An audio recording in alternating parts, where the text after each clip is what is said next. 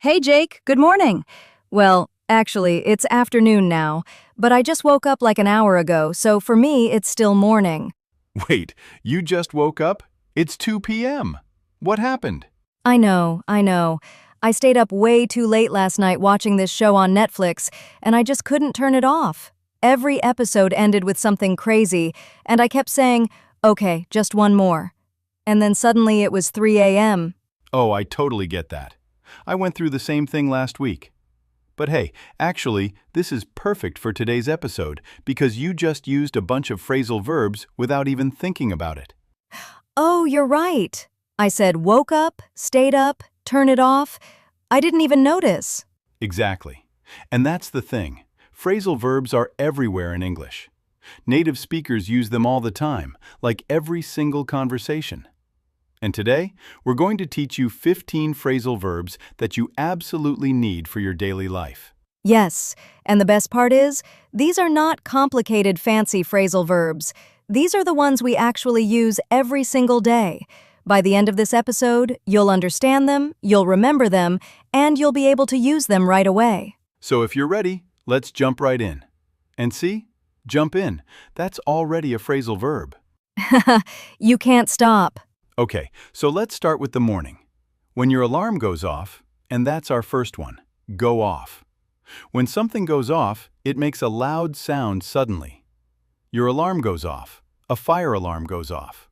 Right, so your alarm goes off, and then what do? You wake up. Wake up is probably the first phrasal verb everyone learns, right? It just means to stop sleeping. Yeah, and then after you wake up, you need to get up. And this is important. Wake up and get up are not the same thing. You can wake up at 7, but not get up until 7:30. Wake up is when your eyes open. Get up is when your body leaves the bed. Oh, that's such a good point. I wake up at 8, but I don't get up until 8:20 because I just lie there looking at my phone. Same. Okay, so you're up now. What's next? You put on your clothes. Put on. This means to place something on your body. You put on a shirt, you put on shoes, you put on makeup. And the opposite is take off. When you come home at the end of the day, you take off your jacket, you take off your shoes. So put on and take off are a pair. It's good to learn them together. That's a great tip, actually. Learn phrasal verbs in pairs when you can. On and off. Up and down. It makes them easier to remember. Okay, so now you're dressed, you've had breakfast, and you're ready to go out. Another one, go out, to leave your house. And maybe on your way to work, you run into someone.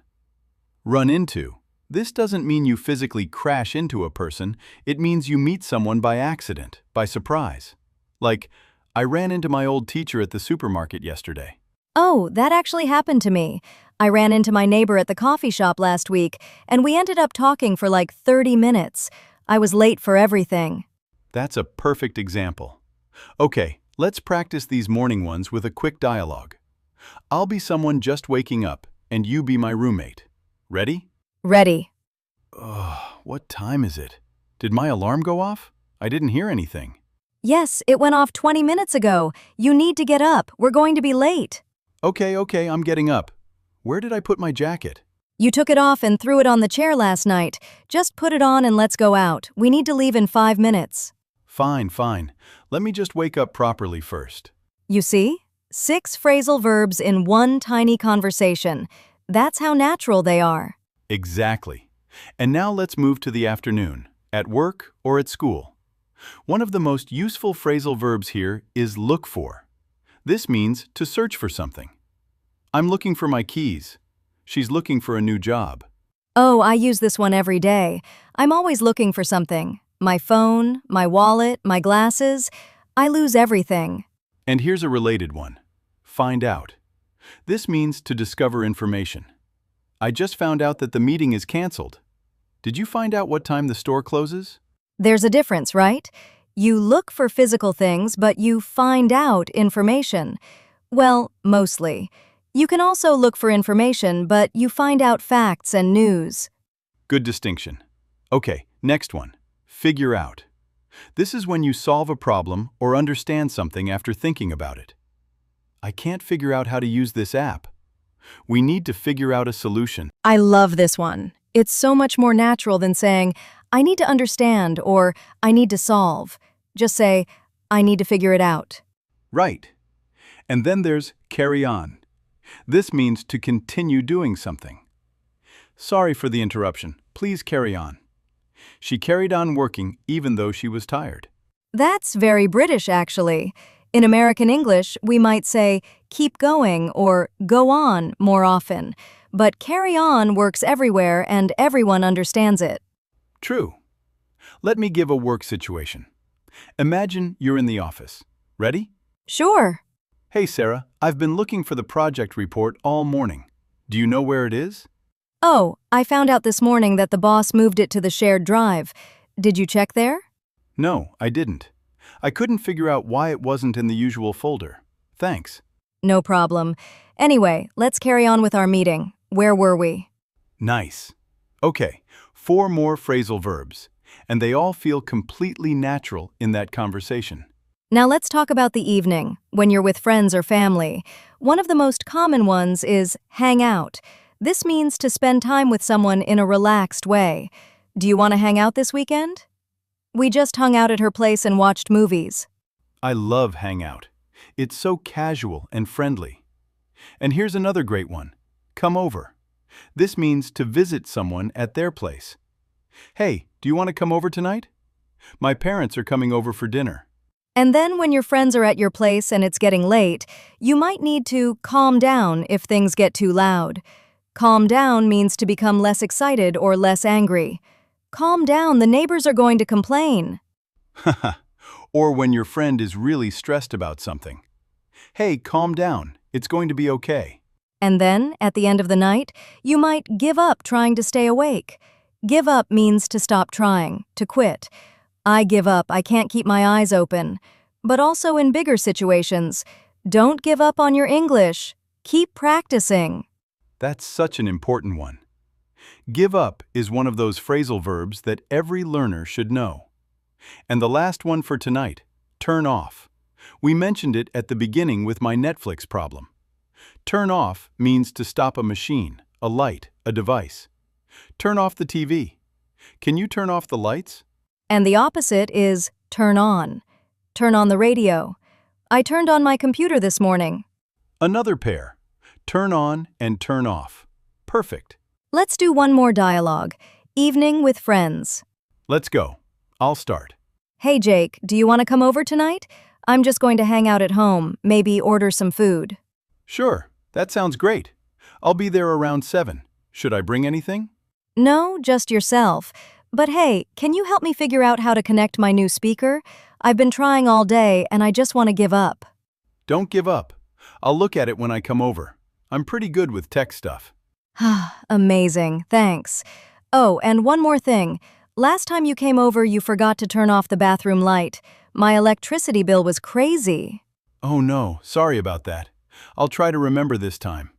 I promise I won't forget to turn it off. See? Phrasal verbs absolutely everywhere. And it sounds completely natural. Now, let me share some common mistakes that learners make with phrasal verbs, because there are a few traps. Ooh, yes. Mistake number 1. Translating word by word. Look for does not mean regarder pour in French. It means chercher. You have to learn the phrasal verb as one unit, not 2 separate words. Exactly. And mistake number 2. Forgetting that some phrasal verbs are separable. You can say turn off the light or turn the light off. Both are correct. But with pronouns, you must separate. Turn it off. Never turn off it. That's a big one. Pick it up, put it on, take it off. The pronoun always goes in the middle. And mistake number 3. Using the wrong preposition. Look for means to search. Look after means to take care of. Look up means to search for information. One verb, 3 different prepositions, 3 completely different meanings. That's why phrasal verbs can be tricky. But here's my advice. Don't try to memorize 100 phrasal verbs from a list. Learn 5 or 6 at a time, in context like we did today, through stories and situations. That's the best way. And here's a cultural tip. In everyday English, we almost always prefer the phrasal verb over the formal word. We say find out instead of discover, give up instead of abandon, put off instead of postpone. Yes, if you want to sound natural and casual in English, phrasal verbs are the key. Formal words are for essays and academic writing. In conversation, it's all phrasal verbs. Another tip. British and American English sometimes use different phrasal verbs. In the UK, you might hear ring up someone, but in the US, we say call up. Both exist, both are understood, but you'll hear one more than the other, depending on where you are. And don't be afraid to use them. Even if you make a mistake, people will understand you. It's better to try and make a small error than to always use formal textbook English. 100%. All right, let's do a quick recap. We covered 15 phrasal verbs today. In the morning, wake up, get up, put on, take off, go out, and run into. At work, look for, find out, figure out, and carry on. In the evening, hang out, come over, calm down, give up, and turn off. That's a solid list. And here's your homework. Pick 5 of these phrasal verbs and try to use them today. Send a text message to a friend in English using at least 2 of them. Write in your journal. Talk to yourself in the shower. Whatever works. And if you want us to do a part 2 with 15 more phrasal verbs, let us know in the comments. We can do phrasal verbs with get, phrasal verbs with take. There are so many possibilities. Yes, tell us in the comments which phrasal verbs confuse you the most, and we'll make an episode about them. Don't forget to subscribe and hit that notification bell so you don't miss our next episode. And if this one helped you, give it a thumbs up. It really helps us reach more English learners around the world. Thanks for listening, everyone. Keep practicing, don't give up, and we'll see you in the next one. Bye, everyone. Keep going.